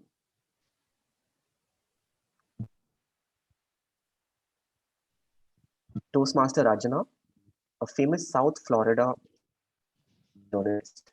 What is his name? Nobody? I can't see anyone's hand go up. Okay, interesting. Okay, maybe I can also use this question in the final round. Okay, no hands, so I will skip this question. Next question, who is the CEO of NMN Technologies? Who is the CEO of NMN Technologies? Toastmaster Abhirama. Toastmaster Somashekhar. Absolutely. You second contestant in the final round. The third question is, which Toastmaster in this session was accused of copying Toastmaster Abhirama's virtual background? I cannot give it. Toastmaster Nazneen has already answered. Toastmaster Srijit. Amit? Yes. Yes. Toastmaster Srijit, you are the third contestant. Toastmaster Sureka's speech spoke of 2 doctors. Who were the 2 doctors? 2 very special doctors. Who were the 2 doctors?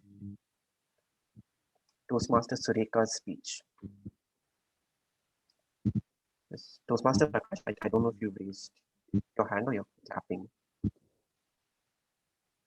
Yeah. Okay. So Dr. Hope and Dr. Jesus. Yes. Toastmaster Prakash is the fourth contestant. So last slot up for grabs for the final round. DTM Rajdeep's speech is,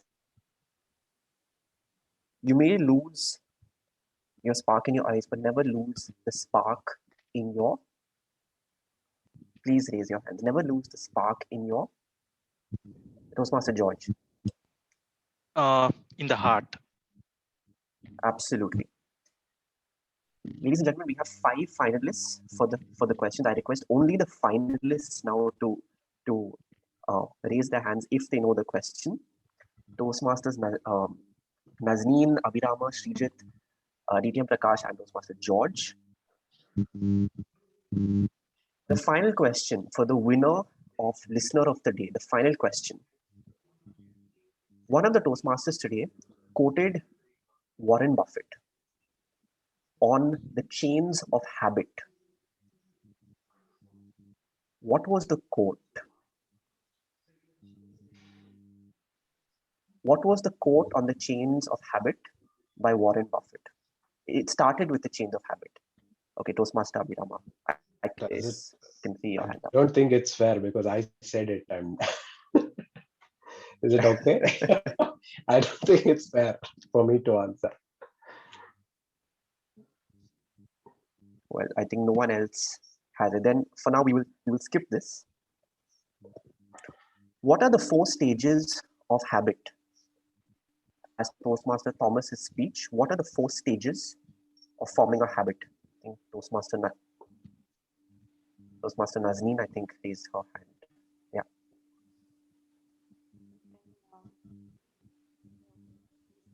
I can't hear.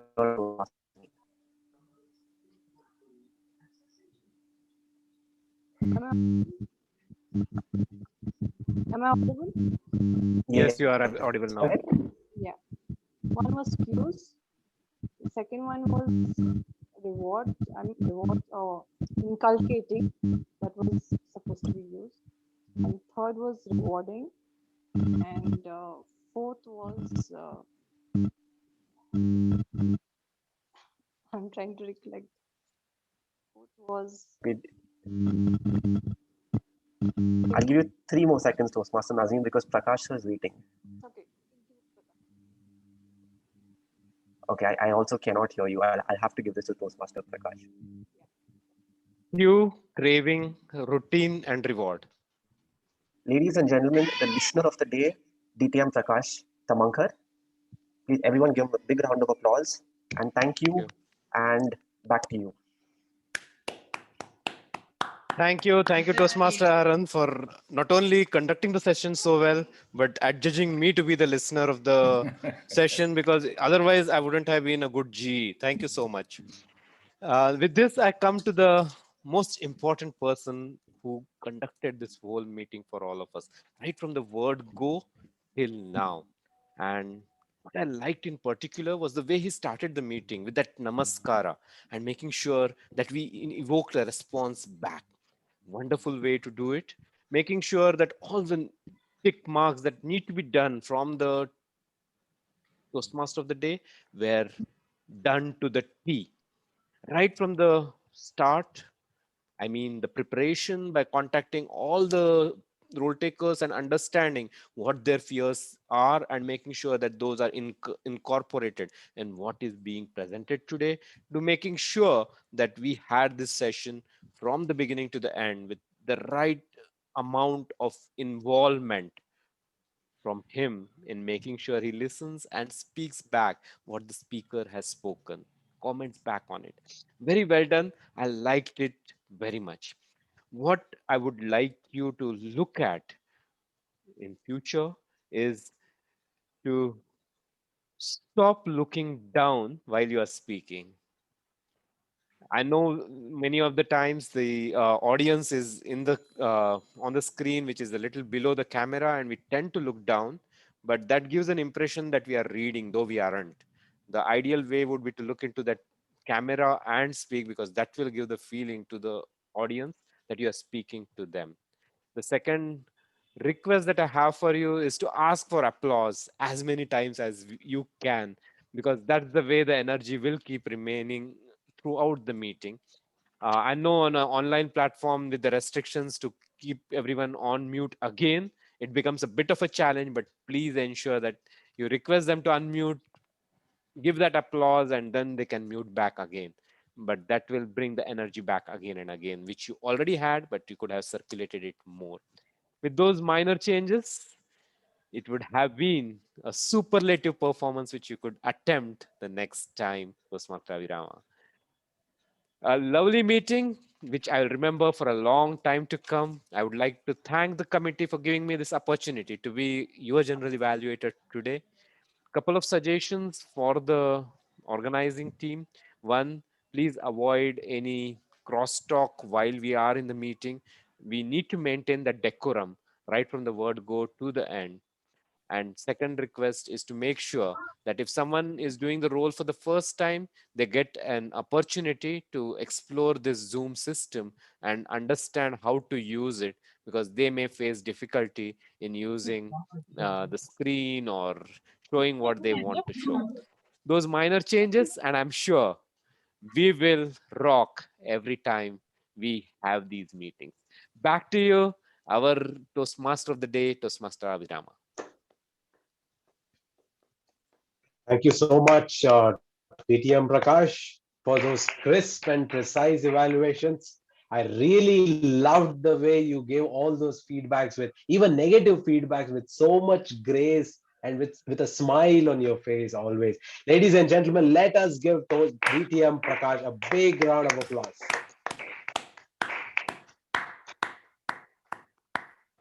So do we have the voting links now? It's done, actually. It's done, Abhiram. Okay, great. Thank you so much. So I should stop talking before you all stop listening. So thank you so much. It was my pleasure and honor to be the Toastmaster of the day. With that, I invite our President, Toastmaster Ayappa, for your closing remarks. Back to you, Mr. President. Thank you so much. Thank you, Toastmaster Abhirama, for taking us through this meeting seamlessly. Thank you so much. Let us give a good round of applause to Toastmaster Abhirama. Let us give a good round of applause to our general evaluator, BTM Prakash, and all the speakers and all role takers. Thank you. A couple of announcements. We are starting our Speechcraft Batch 1 on the Sunday. Toastmaster Charian will be there to present a talk on communication leadership. And yes, due to the COVID pandemic, entry is purely on request basis. We will be sending the registration link soon. Next week, we have a Women's Day celebration meeting, and it's going to be an offline meeting in Loyola Hall, Ashirwad building. I request all women members in particular to spare some time to attend this historic meeting and make this meeting a big one. Again, the registration link will be shared soon. That's about the announcements. Now time to announce the awards. We have Best Tag Team Player goes to Toastmaster Aaron Kamath. Best Role Taker goes to Toastmaster Abhirama. Best Table Topic Speaker goes to Toastmaster Sureka. Best Evaluator goes to Toastmaster Somshekhar. And the Best Speaker goes to Toastmaster Amit. Congratulations to all the winners. I request all of you to unmute and give all the winners a good round of applause. That's it from my end. With that note, I sign off the meeting number 1260. Good night and good weekend. Take care. Thank you. Good night. Thank you. Ayappa. Thank you so much. Thank you all. Good night. Bye-bye. Bye-bye. Bye-bye. Good night. Bye-bye. Bye-bye. Good night.